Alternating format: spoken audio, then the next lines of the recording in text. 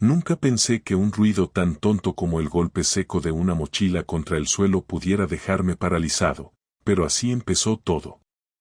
Ese sonido, en mitad del salón de casa de mis padres, me atravesó como si hubiese reconocido algo que no debía estar ahí. Porque esa mochila no era mía. Ni de mi hermano. Era la mochila de Álvaro, mi mejor amigo desde los 8 años, tirada en el suelo como si aquel lugar fuera suyo, como si él tuviera derecho a moverse por mi casa sin que yo estuviera presente. Y lo que había dentro, bueno, eso es lo que todavía me cuesta entender sin que se me cierre la garganta. Recuerdo que me quedé quieto frente a ella, escuchando mi propia respiración, intentando ordenar el caos que fue entrando en mi cabeza segundo a segundo. Era una escena absurda, yo, de pie, mirando una mochila abierta, intentando no sacar conclusiones rápidas, intentando no convertirme en ese tipo de persona que desconfía sin pruebas.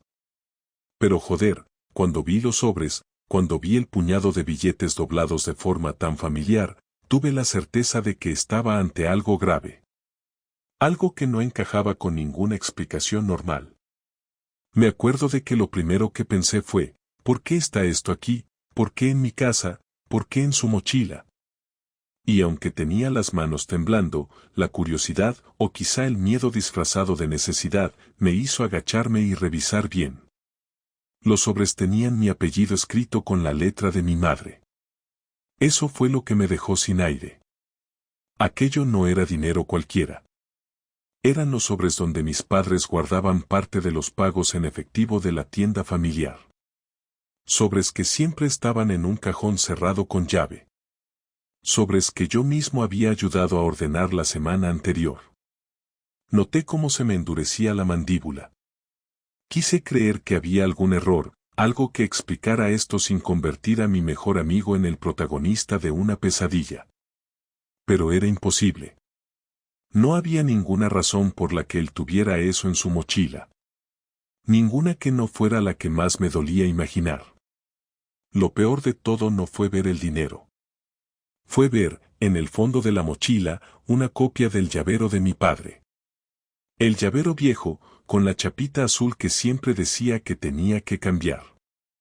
El mismo llavero del cajón de la tienda. Una copia perfecta. Una copia que nadie más debía tener. Ahí me di cuenta de que llevaba semanas ignorando señales que ahora parecían obvias. Esas veces que Álvaro llegaba tarde a clase y decía que había tenido que ayudar a su madre, esos mensajes que nunca mostraba, esas bromas que hacía sobre lo fácil que sería arreglarte la vida si coges lo que te corresponde antes de que otros lo hagan. Solo que en aquel momento yo no lo veía como una advertencia disfrazada. Lo veía como un comentario idiota de alguien que nunca se tomaba nada en serio. Me senté en el borde del sofá porque sentía que las piernas ya no me sostenían. El silencio de la casa me pareció insoportable, como si todo estuviera esperando mi reacción. Me pasé las manos por la cara, respiré hondo y traté de no pensar en lo obvio, que mi mejor amigo, la persona en la que más confiaba, llevaba tiempo entrando en la tienda de mi familia para robar. Y lo hacía usando mi propia casa como escondite. No sé cuánto tiempo me quedé así, mirando a la nada, intentando evitar esa sensación de vértigo que te da cuando descubres algo que puede cambiarlo todo. No quería precipitarme. Pero cuando escuché la puerta principal abrirse y oí la voz de mi madre saludando, sentí como se me encogía el estómago. Tuve que reaccionar rápido. Cerré la mochila, la acerqué al perchero donde estaban nuestras cosas y fingí que estaba ordenando el salón. No estaba preparado para decir nada. Ni a ella, ni a nadie. Ni siquiera a mí mismo. Mi madre me preguntó por qué tenía esa cara. Le dije que había dormido mal. Y mientras ella iba a la cocina para preparar café, yo me quedé allí parado, observando la mochila como si fuera un animal escondido listo para saltar. Me daba miedo tocarla otra vez. Me daba miedo incluso mirarla. Me daba miedo que algo de mí se rompiera del todo si aceptaba lo que había visto. Lo más extraño es que, en lugar de sentir rabia, lo que sentí fue una especie de vacío. Como si me hubieran arrancado algo sin avisarme. Porque la traición no es solo el acto en sí, sino la imagen que se te cae al suelo. La imagen que tenías de esa persona. De lo que representaba en tu vida. De las cosas que creías compartir. Y en mi caso, Álvaro no era solo un amigo. Era prácticamente un hermano. Habíamos crecido juntos. Habíamos pasado veranos enteros en la misma piscina, los mismos exámenes de recuperación, las mismas tardes de videojuegos y los mismos problemas con profesores. Él fue la primera persona a la que llamé cuando aprobé el carnet. La primera persona con la que bebí de más. La persona que estuvo conmigo cuando mi abuelo murió. La persona que sabía todo sobre mi familia, mis miedos, mis cagadas y mis planes. Y ahora me doy cuenta de que también usó todo eso para hacer algo que nunca imaginé. Pero en ese momento, allí en el salón, aún intentaba convencerme de que no podía ser verdad. Que tal vez alguien le había pedido guardar eso. Que tal vez él no sabía de dónde provenía. Que tal vez había una explicación que yo todavía no conocía. Me repetía eso una y otra vez para no sentir cómo se me formaba un nudo en la garganta. Decidí que no iba a hacer nada hasta hablar con él. Necesitaba mirarlo a los ojos y escuchar de su boca algo que me permitiera entender. No una excusa, sino algo que diera sentido a todo esto. Una razón que no fuera simplemente te traicioné porque pude. El problema fue que en cuanto pensé eso, recordé las discusiones que mi familia había tenido últimamente por el dinero de la tienda. Mi padre estaba nervioso, convencido de que faltaba efectivo cada semana. Mi madre decía que era un mal cálculo. Yo había revisado números con él y tampoco encontraba el error, pero tampoco pensaba que alguien estuviera robando. Y menos aún que fuera alguien cercano. Entonces me golpeó la verdad completa. Cada billete que faltaba, cada descuadre, cada vez que pensé que mi padre exageraba. Todo encajaba. Todo cuadraba perfectamente con aquello que no quería admitir. Me quedé sentado, inmóvil, escuchando a mi madre en la cocina y a mi corazón golpearme el pecho como si quisiera escapar. Lo que más me dolía no era el dinero. Era que él sabía lo importante que era para mi familia mantener la tienda a flote. Sabía que estábamos pasando por semanas difíciles. Sabía que mi padre estaba preocupado. Sabía que mi madre no dormía bien. Sabía todo eso. Y aún así. Respiré hondo. Me dije a mí mismo que necesitaba tiempo. Que tenía que actuar con calma. Que no podía dejar que la rabia tomara el control. Pero dentro de mí ya se estaba formando una tormenta silenciosa, algo que no sabía cómo manejar. Porque cuando la traición viene de alguien lejano, duele. Pero cuando viene de alguien que considerabas tu segunda casa, te destruye. Y yo estaba a punto de descubrir hasta qué punto iba a cambiar mi vida ese simple golpe seco de una mochila contra el suelo. Lo que ocurrió al día siguiente todavía me cuesta procesarlo sin que me suden las manos. En ese momento yo estaba convencido de que lo peor que podía pasar era confirmar mis sospechas, pero no tenía ni idea de que la forma en que lo descubriría sería aún más dolorosa que el hecho en sí. A veces uno piensa que está preparado para la verdad, pero la verdad, cuando llega de golpe, nunca te encuentra listo.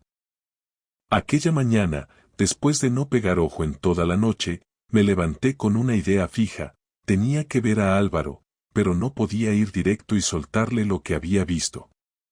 Primero necesitaba observarlo, medir su reacción, confirmar que no había una explicación escondida que yo no hubiese imaginado. Quería darle el beneficio de la duda, o quizá quería dármelo a mí, porque aceptar lo contrario era admitir que había estado ciego demasiado tiempo.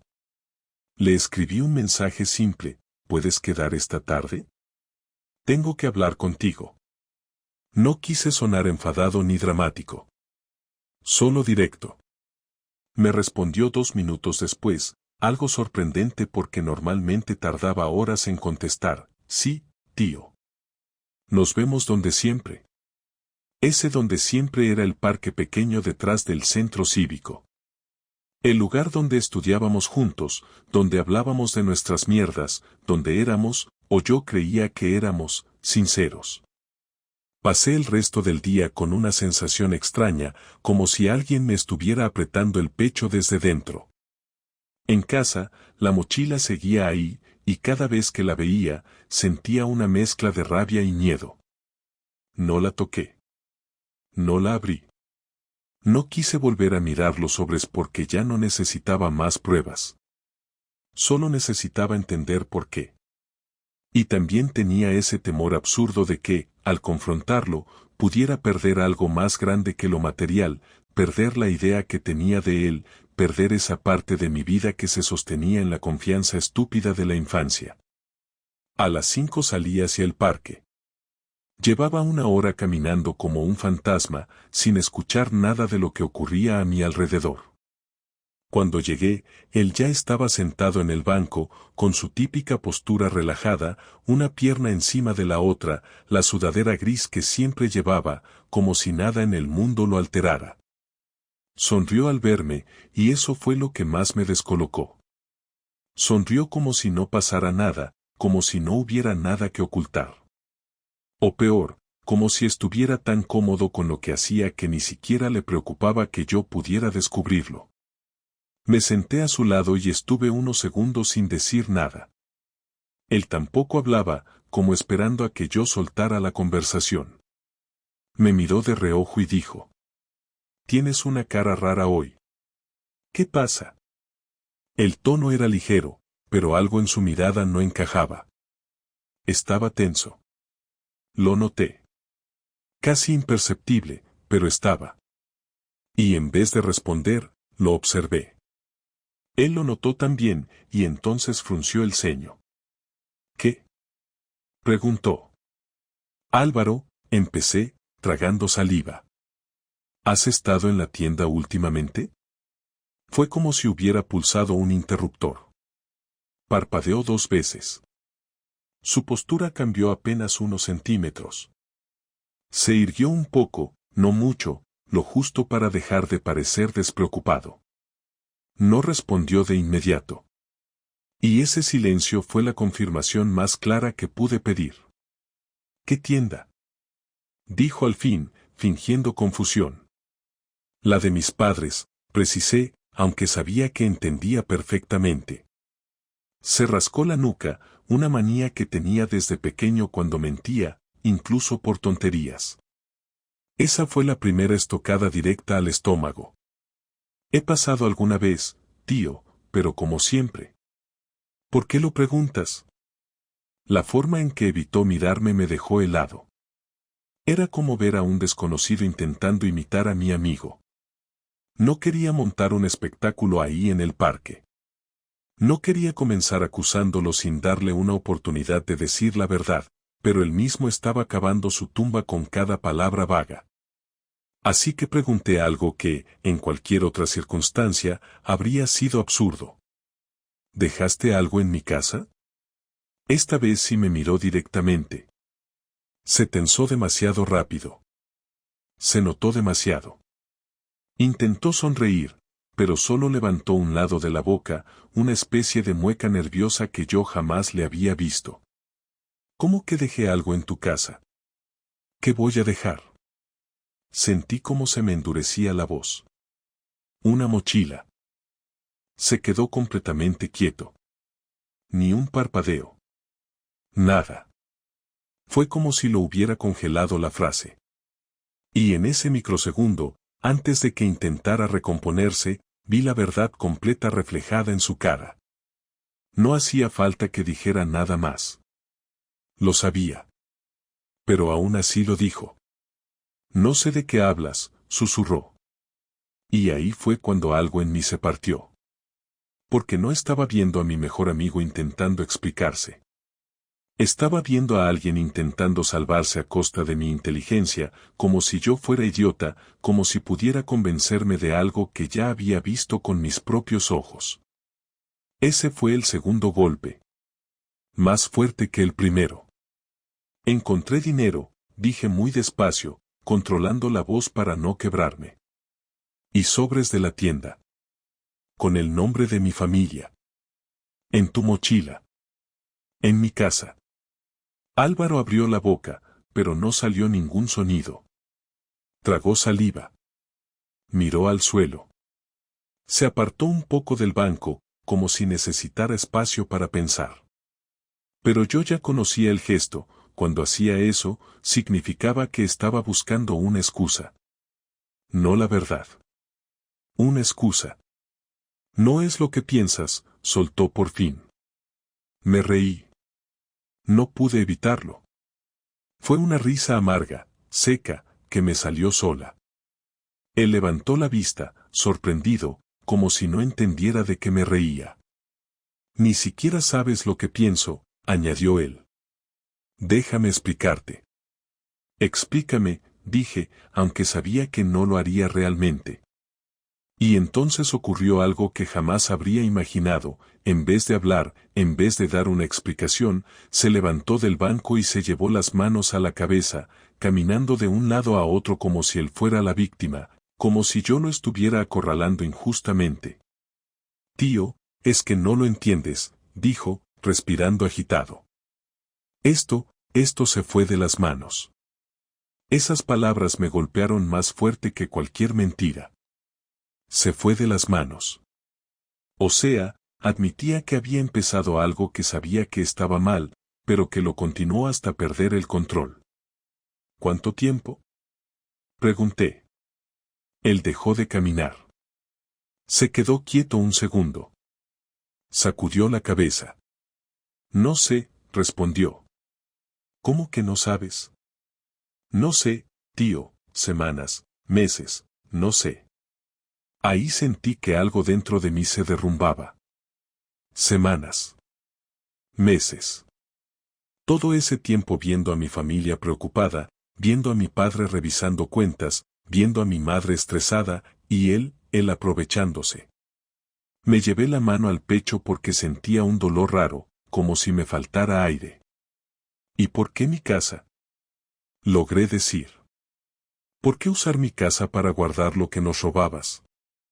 No me respondió. Miró al suelo. Cuando por fin levantó la vista, la expresión que tenía era algo extraño entre miedo y resignación. Ni disculpa ni arrepentimiento. Solo miedo a que lo hubiera pillado. No tenía otro sitio, dijo. Esa frase, tan simple, tan fría, tan vacía, me hizo entender hasta dónde llegaba su traición. No solo robaba a mi familia, sino que me usaba a mí para hacerlo. Me convertía en cómplice sin saberlo. Me exponía. Me manipulaba. Yo ya no podía seguir ahí. Me levanté. Él dio un paso hacia mí, como si quisiera detenerme, pero no se atrevió a tocarme. Yo tampoco habría permitido que lo hiciera. Tío, escúchame, insistió. Lo arreglamos. Yo te lo devuelvo. Todo. Te lo juro. No es el dinero, dije, sintiendo la voz quebrarse por primera vez. Es todo lo demás. Él volvió a quedarse en silencio. Y en ese silencio descubrí algo que no esperaba. La traición no se descubre cuando ves la prueba. Se descubre cuando la persona, en vez de romperse, en vez de pedir perdón, intenta salvarse sin pensar en ti. Ese fue el momento en que supe que ya no lo conocía. Que la persona con la que hablaba ya no era la misma con la que crecí. Que algo se había roto de forma irreversible. Me fui sin mirar atrás. Y lo peor de todo es que él no corrió detrás de mí. Durante las horas siguientes intenté convencerme de que podía dejar la conversación del parque como estaba, fingir que ya todo estaba dicho y que lo único que quedaba era procesar el golpe. Pero eso era mentira. Lo supe en cuanto llegué a casa y vi de nuevo la mochila apoyada junto al perchero. Era imposible seguir adelante sin enfrentar lo que aún faltaba, No había habido una verdadera explicación, ni un perdón, ni siquiera un intento honesto de asumir responsabilidad. Solo excusas sueltas, silencios dudosos y esa frase miserable de se fue de las manos. No podía quedarme con eso. No podía permitir que lo último entre nosotros fueran medias verdades y pasos hacia atrás. La decisión de confrontarlo vino con un impulso que no pude frenar. No fue racional, no fue meditado. Fue visceral. Algo dentro de mí pedía claridad, aunque doliera más. No quería quedarme atrapado en la ambigüedad de sus silencios. Quería escucharlo decirlo todo, sin escapatoria, sin rodeos. Necesitaba verlo caer en la realidad de lo que había hecho. Salí de casa sin avisar. Mis padres estaban en la tienda, así que preferí no decir nada todavía. Era una carga demasiado grande para lanzarla a bocajarro, y antes de implicar a nadie necesitaba saber exactamente a qué me enfrentaba. Caminé hasta el bloque donde vivía Álvaro, un edificio antiguo al que nunca había prestado demasiada atención. Lo conocía de sobra, pero esa tarde me pareció distinto, más oscuro, más estrecho, como si el lugar mismo reflejara la tensión que llevaba dentro. Subí por las escaleras de 2 en 2. No pensé en tocar el timbre. Abrí la puerta sin avisar porque sabía que jamás la cerraban con llave mientras estaban en casa. Y allí estaba él, sentado en el sofá, con una consola encendida y el mando en la mano, como si su vida no se hubiera puesto patas arriba hacía apenas un par de horas. Al verme entrar, se tensó, pero no se levantó. Solo dejó el mando en la mesa, despacio, como si quisiera demostrar calma, aunque no la tuviera. Tío, dijo, sin fuerza. No esperaba que vinieras así. Claro que no, respondí, cerrando la puerta tras de mí. Si esperabas algo de mí, habría sido que me callara. Su gesto se endureció. No dijo nada, así que me acerqué más. Él hizo el intento de ponerse de pie, pero se quedó a medias, dudando. ¿Qué más quieres que te diga? Preguntó con un cansancio que no supe si era real o fingido. La verdad, dije. Toda. No lo que crees que quiero oír, no lo que te conviene. La verdad completa. Suspiró, apoyó los codos en las rodillas y se agarró la cabeza con ambas manos. Es que no lo entiendes, repitió. Tú no sabes cómo ha sido todo. Explícamelo entonces, repliqué, cruzándome de brazos. Porque hasta ahora solo has dicho cosas vagas. Y yo no estoy para adivinar. Álvaro levantó la vista. Sus ojos estaban rojos, pero no supe si por llorar o por rabia consigo mismo. No empecé yo, dijo, tras un silencio largo. No era yo quien quería meterse en líos. Fue Marcos. Él me metió en esto. Me reí, incrédulo. ¿Marcos? ¿En serio? ¿Ese es tu argumento? Es la verdad, respondió rápido. Él sabía que en la tienda había efectivo. Lo sabía por tu padre, porque tu padre siempre cuenta cosas sin filtro.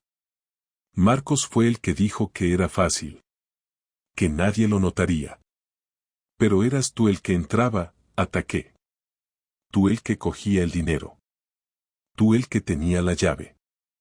¿Qué hizo Marcos? ¿Mirarte desde un banco sentado? No me jodas. Guardó silencio. Bajó la mirada. Yo, balbuceó. Yo lo hice al principio porque pensé que no pasaría nada. ¿Y después? Presioné. ¿Después qué? ¿Te gustó? ¿Te acostumbraste? Él me miró con un dolor extraño, como si quisiera que yo le diera una excusa que él no tenía. Es que tú no entiendes la presión que tengo, susurró. Ahí exploté. ¿Presión? ¿Tú? ¿Presión de qué? ¿De tu vida perfecta, sin responsabilidades, sin nada que dependa de ti? ¿Presión de qué, Álvaro? Él apretó los puños y los clavó en los muslos. Mi madre no puede con todo, dijo. No quería decirte nada, pero estamos jodidos. Mucho. Y yo no quería que tú pensaras que te estaba pidiendo dinero. No quería parecer un aprovechado. ¿Y robarlo si te parecía mejor opción? No contestó. Y esa falta de respuesta fue peor que cualquier excusa barata. Álvaro, me usaste, continué, cada vez más directo. Usaste mi casa, usaste mi confianza, usaste todo lo que sabía de mi familia. ¿Sabes cuántas noches los oí discutir porque faltaba dinero? ¿Sabes cuántas veces pensé que mi padre estaba perdiendo la memoria o equivocándose? ¿Sabes lo que hiciste? Él cerró los ojos, como si quisiera desaparecer. Yo no quería que se hiciera tan grande, dijo entre dientes. Pensé que lo devolvería antes de que nadie lo notara. ¿Pensaste? Sentí que la voz me temblaba. ¿Durante meses? ¿Cada vez que volvías a por más? Me miró por fin, y su cara estaba hecha pedazos. Pero el dolor que vi en él no me movió nada.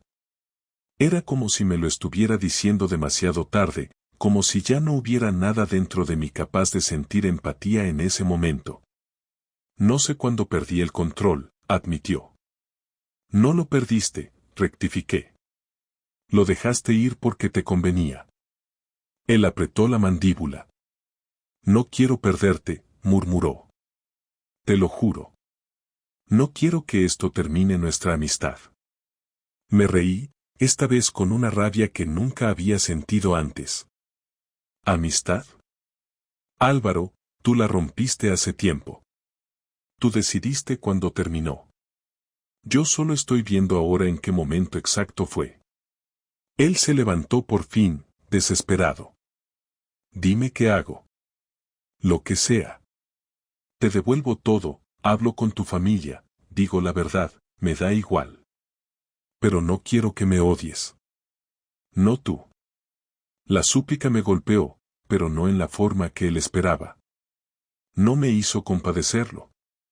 Me hizo darme cuenta de que no lo había hecho por desesperación, ni por necesidad real, ni por presión familiar. Lo había hecho porque creyó que nunca lo descubriríamos. Porque pensó que era más listo que todos. Y cuando te acostumbras a eso, cuando piensas que puedes jugar con la confianza de los demás sin consecuencias, ya no es un error, es una forma de ser. Me acerqué despacio, lo bastante para que sintiera que no estaba huyendo de la conversación, pero manteniendo la distancia que él mismo había creado con sus actos. Lo que yo haga a partir de ahora, le dije, no va a ser por vengarme ni por joderte. Va a ser porque necesito que esto pare. Que deje de crecer. Porque tú no lo vas a parar solo. Ya lo sé. Él tragó saliva. ¿Les vas a decir a tus padres? No aún, respondí. Primero vas a devolver todo. Cada euro. Y después vas a decirles la verdad. No voy a hacerlo yo por ti. No puedo, dijo en voz baja. No puedo hacerlo. Entonces no esperes que te defienda, concluí. No esperes que te proteja. No esperes nada más de mí. Él me miró como si yo estuviera apagando la última luz del cuarto donde había crecido nuestra amistad. Y quizás así era. Me di la vuelta para irme. Sentí que daba un paso definitivo, como si cerrara una puerta mental que había permanecido abierta demasiado tiempo. Pero antes de que pudiera salir, escuché su voz, rota y casi irreconocible. ¿De verdad me vas a dejar solo con esto? Me detuve un instante, sin girarme. Tú te dejaste solo, respondí, el día que decidiste que tu necesidad valía más que nuestra amistad y que la confianza de mi familia. No me culpes por no sostener lo que tú tiraste al suelo. Salí sin cerrar la puerta de golpe. No hacía falta. La conversación ya había sido suficiente ruido. Y mientras bajaba las escaleras, entendí algo que hasta entonces no había podido aceptar, la confrontación no había sido para salvar nada. Había sido para despedirme de la idea que yo tenía de él. Porque la persona que conocí ya no existía. Lo llamo venganza porque no encuentro otra palabra que describa lo que empecé a sentir esa noche, pero en realidad no se trataba de hacerle daño por hacer daño, ni de inventar una especie de castigo cinematográfico. No era eso. Era mucho más humano y, en cierto modo, más duro. Quería que Álvaro asumiera las consecuencias de cada una de sus decisiones y que, por primera vez desde que empezó todo, dejara de esconderse detrás de excusas, silencios o terceras personas. Mi venganza consistía en obligarlo a vivir la verdad de frente, sin que yo la suavizara por él, sin que yo cargara con su culpa.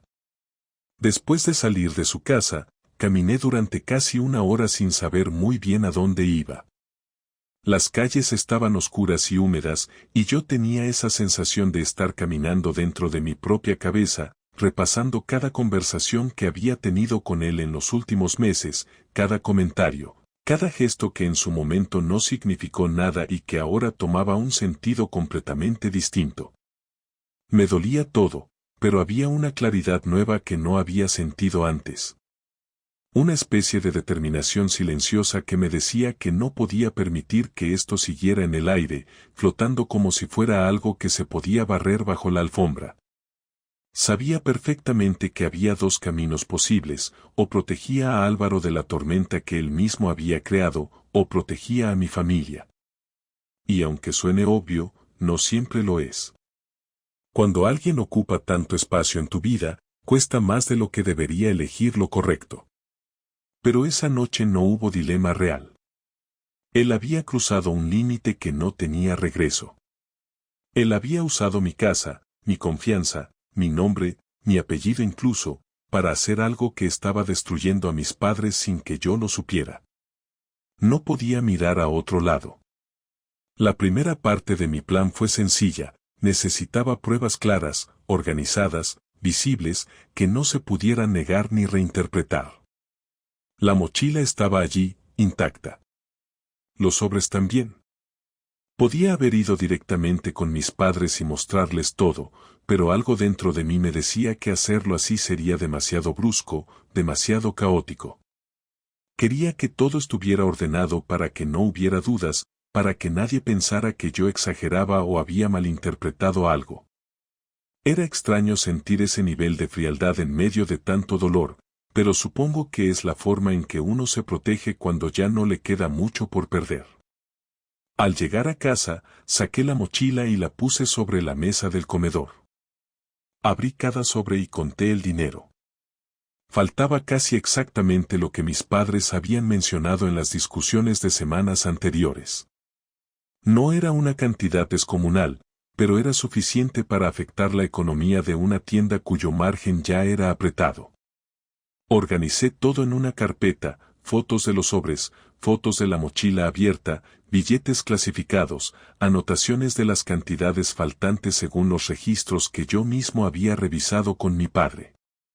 No estaba inventando nada. Solo estaba poniendo en orden un rompecabezas que ya existía.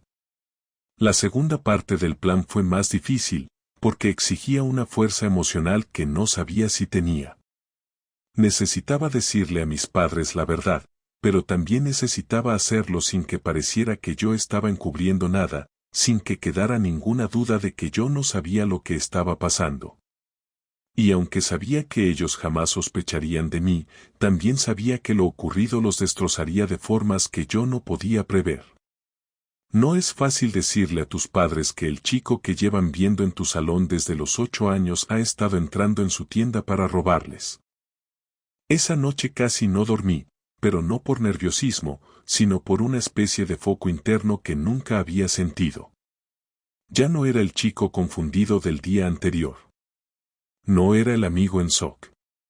Era alguien que iba a hacer lo correcto, por doloroso que fuera.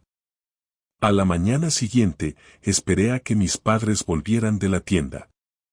Cuando los escuché entrar, sentí un vacío en el estómago que casi me dobló. Pensé en retrasarlo, pensé en dejarlo para después, pero eso solo habría sido cobardía. Me acerqué al salón con la carpeta en la mano. Mi madre estaba colgando su abrigo y mi padre se estaba quitando las llaves del bolsillo. Tenemos que hablar, dije, con una voz que no parecía mía. Ellos se miraron entre sí, preocupados. Yo nunca uso ese tono. Nos sentamos. Puse la carpeta sobre la mesa sin abrirla todavía. Sentía cómo se aceleraba mi corazón, pero también como algo dentro de mí se mantenía firme, como una columna que no podía derrumbarse más de lo que ya lo había hecho. He descubierto quién está robando dinero de la tienda, dije al fin. Mi padre entrecerró los ojos. Mi madre dejó de moverse. ¿Quién? Preguntó él, casi en un susurro. Respiré hondo. Álvaro. El silencio que siguió fue uno de los peores que he vivido en mi vida. Mi madre parpadeó varias veces, como si no hubiese escuchado bien. Mi padre apretó los labios, como si intentara contener todos los pensamientos que le venían a la mente. No, dijo mi madre. No puede ser. Abrí la carpeta y les mostré todo, fotos, billetes, sobres, la copia de la llave. Mi padre no dijo palabra durante varios minutos. Solo miraba cada imagen con una expresión que mezclaba rabia, decepción y cansancio. Mi madre empezó a llorar en silencio. Y yo me sentí culpable aunque sabía que no era mi culpa. Sentía que estaba rompiendo algo en ellos, algo que yo no había creado pero que aún así se quebraba entre mis manos. ¿Desde cuándo sabes esto?, preguntó mi padre. Desde ayer, respondí. Lo encontré por casualidad. Y hablé con él. ¿Y qué dijo?, preguntó mi madre, secándose las lágrimas. Lo admitió. No todo, pero lo suficiente. Mi padre resopló, como si necesitara expulsar algo que le había estado pesando semanas. Cerró la carpeta y la empujó hacia mí. ¿Qué quieres hacer?, preguntó. Y esta fue la parte donde mi venganza tomó forma real. Porque podía haberles dicho que llamaran a la policía. Podía haber pedido que lo denunciaran. Podía haber exigido que todo cayera sobre él como un castigo ejemplar.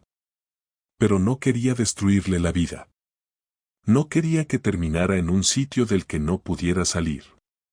Quería que se hiciera responsable, que mirara a mis padres a los ojos y les dijera la verdad. Quería obligarlo a enfrentar lo que había roto. Quiero que vaya él, dije. Quiero que venga y lo diga todo. Sin excusas. Sin mentiras. Sin esconderse. Si no viene, entonces sí, haremos lo que haga falta. Mi padre asintió lentamente. Está bien, respondió. Pero solo le daremos una oportunidad. Una. Era más de lo que Álvaro merecía, pero menos de lo que habría tenido si hubiera sido honesto desde el principio.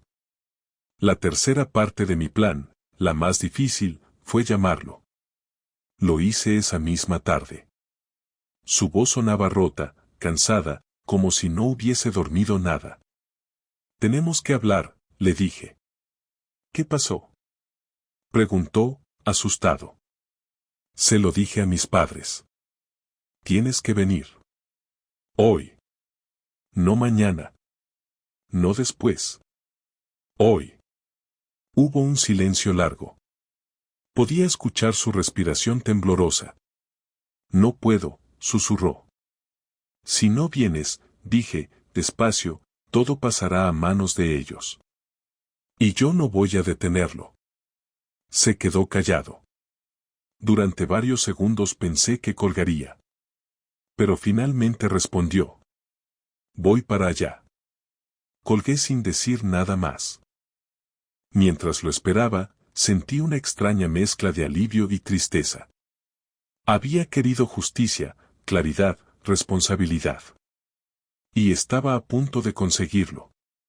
Pero la victoria sabía amarga. Era como asistir al funeral de una amistad sin poder cambiar nada. Y entonces entendí que esa era mi venganza real, no hacerlo sufrir, sino obligarlo a verse a sí mismo sin disfraces. forzarlo a enfrentar aquello que siempre había evitado. Y, sobre todo, quitarle el refugio que había encontrado en mi silencio. Porque a veces, la peor consecuencia no es el castigo. Es la verdad. Álvaro llegó a mi casa 1 hora después de que lo llamara. No hizo falta que mirara por la ventana para saber que era él. Se escuchaba su forma de tocar el timbre, insistente pero insegura, como si quisiera anunciarse y esconderse al mismo tiempo.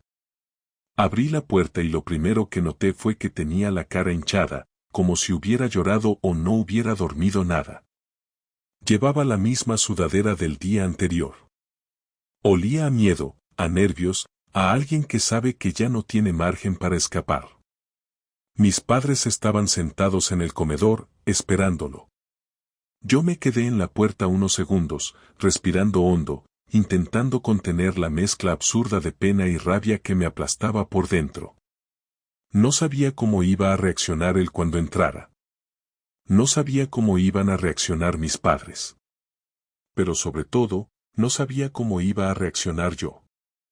Me temblaban las manos. Por suerte él no lo notó. «Pasa», le dije, sin levantar la voz pero sin suavizarla tampoco. Él tragó saliva, bajó la mirada y cruzó el pasillo en silencio. Al entrar en el comedor, se quedó quieto frente a mis padres, como si estuviera frente a un tribunal que él mismo había provocado. Nadie habló al principio. Mi madre lo miraba con una mezcla terrible de decepción y tristeza. Mi padre, en cambio, tenía esa expresión rígida que solo le había visto cuando algo lo hería profundamente pero no quería demostrarlo. Finalmente, mi padre tomó la palabra. «Siéntate». Álvaro obedeció.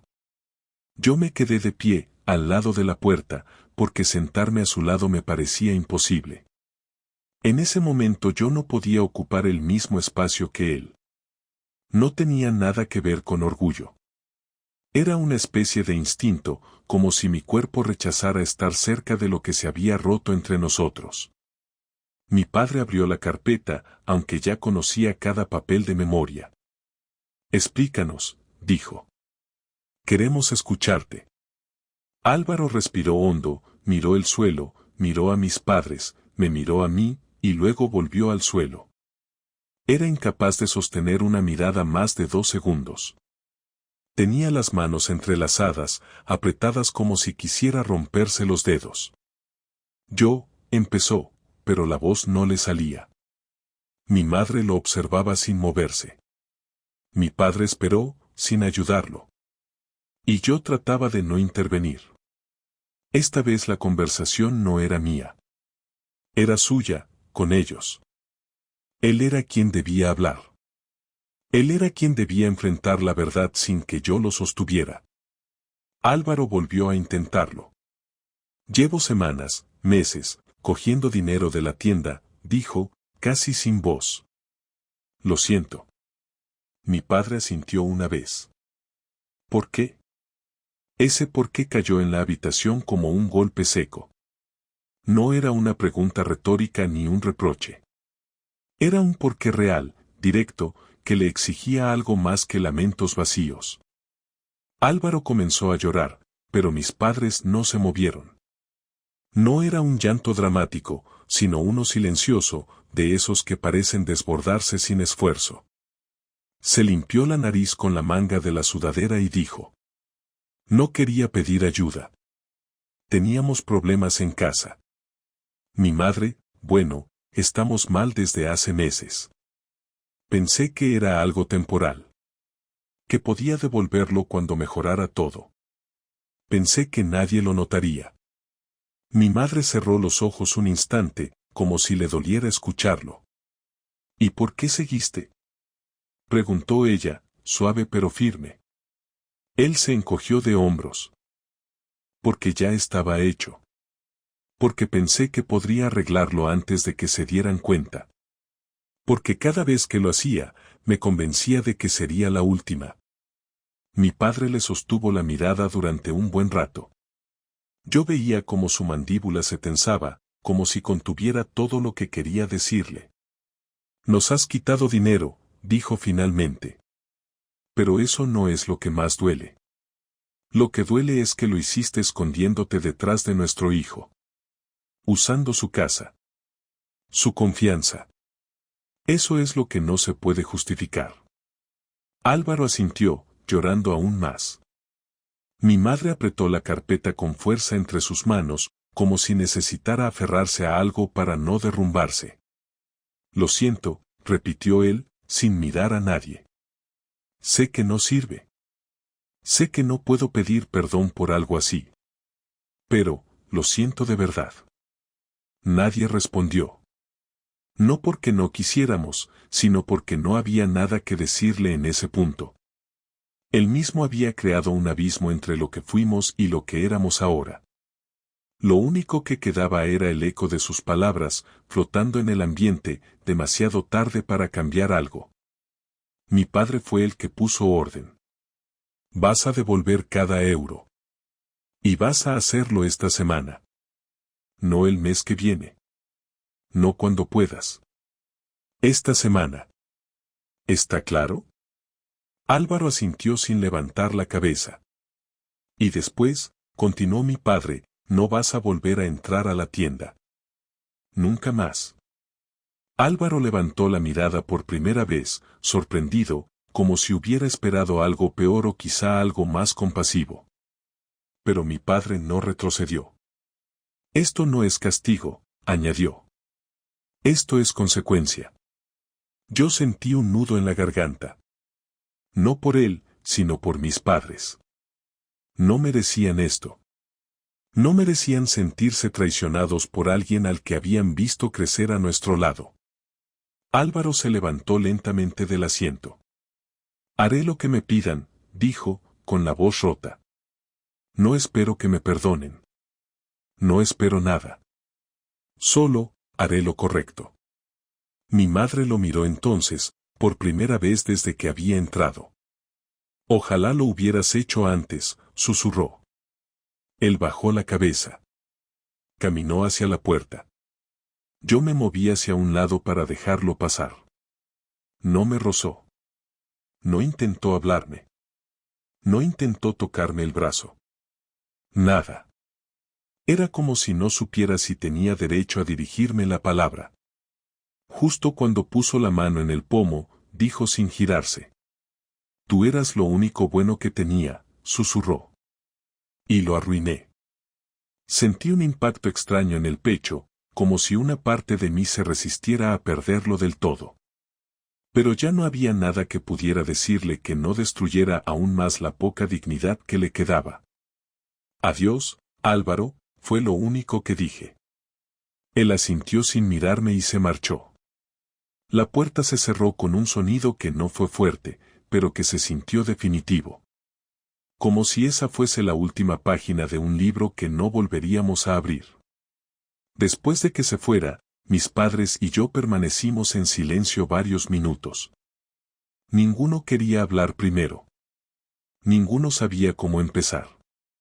Era como si necesitáramos dejar que el aire se asentara, que la realidad tomara forma antes de tocarla. Finalmente, mi madre me miró. Hiciste lo correcto, dijo. No había otra forma. Asentí, pero no me sentía mejor. Ni siquiera aliviado. Sentía un vacío enorme, como si hubiera perdido algo que aún no sabía cómo despedir. Mi padre se levantó y puso una mano en mi hombro. Esto no es tu culpa, dijo. No cargues con lo que él hizo. Eso era justo lo que yo no sabía cómo evitar. Esa noche, cuando me encerré en mi habitación, sentí por primera vez la secuencia completa de emociones, el shock del descubrimiento, la rabia del engaño, la confusión de los motivos, la tristeza por lo que se rompió y, finalmente, una especie de aceptación amarga. Una aceptación que no tenía consuelo, pero sí una claridad firme. No iba a intentar arreglar algo que él mismo había destrozado con sus propias manos. Había una decisión, silenciosa pero inevitable, que se formó en mí mientras recordaba su última frase. No iba a ser su salvavidas nunca más. Ni su excusa. Ni su refugio. ni su hermano prestado. Porque a veces aceptar que algo ha terminado es la única forma de empezar a respirar de nuevo. Y yo, después de todo esto, necesitaba respirar. Los días siguientes fueron una especie de limbo raro. No pasaba nada afuera, pero adentro de mí seguía moviéndose de todo, imágenes, frases, silencios incómodos, la cara de Álvaro, la de mis padres, la mochila sobre la mesa. Era como si mi cabeza estuviera intentando archivar cada recuerdo en algún sitio, pero los cajones estaban llenos y desordenados. Y yo tampoco tenía ganas de poner orden. Me levantaba, hacía mis cosas, salía a la tienda a ayudar cuando podía, volvía a casa, y todo el tiempo llevaba ese peso en el pecho que no sabía cómo aflojar. Mis padres hicieron lo que les pedí, esperaron. No llamaron a la policía. No comentaron nada con familiares ni amigos. Decidieron, igual que yo, que lo justo era darle a Álvaro la oportunidad que había prometido. Esa semana, él devolvió cada euro. No fue fácil para él, eso está claro, porque tuvo que pedir préstamos, vender cosas y supongo que endeudarse con quien pudo. Pero lo hizo. Vino a mi casa 2 veces para entregar el dinero. Yo no bajé ninguna de las 2. No porque quisiera humillarlo, sino porque en ese momento no tenía nada más que hablar con él. Ya habíamos hablado suficiente, y seguir insistiendo en explicaciones no iba a cambiar nada. A veces las palabras no cierran heridas, solo las reabren. Después de la segunda entrega, mi padre me llamó a la cocina cuando él se había ido. Ya está, me dijo. Esto se termina aquí. Nosotros no vamos a mover más este asunto. Que cada uno siga con su vida. Asentí, porque no tenía fuerzas para debatir.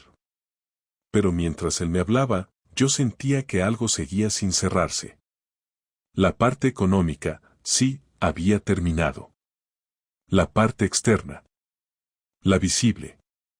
Pero lo otro, lo interno, ese proceso lento y pesado de aceptar que alguien que fue central en tu vida ya no tiene lugar allí, eso no se resuelve en una semana. Ni en un mes. Ni en un año, a veces. Esa noche, salí a caminar solo. Sin rumbo. Acabé en el parque donde habíamos tenido tantas conversaciones, donde habíamos estudiado, peleado, reído, planeado cosas que jamás íbamos a hacer. El banco estaba vacío. Me senté. Era de noche, no había nadie, pero aún así sentí ese peso extraño de estar acompañado por algo invisible, la memoria de lo que éramos. Ahí es donde ordené, por primera vez, todo lo que sentía. Primero vino el shock, ese impacto que me había dejado paralizado cuando encontré la mochila. Recordé el temblor de mis manos, la incredulidad, la sensación absurda de pensar que había una explicación lógica para algo que era evidente. Es curioso cómo, cuando algo duele, la mente se esfuerza en negar lo obvio para no romperse tan rápido. Después vino la rabia, pero no una rabia explosiva, sino esa rabia lenta, esa que se te mete en el pecho y te aprieta desde dentro. Rabia por haber confiado tanto. Rabia por haber estado ciego. Rabia por haber sido usado como escudo.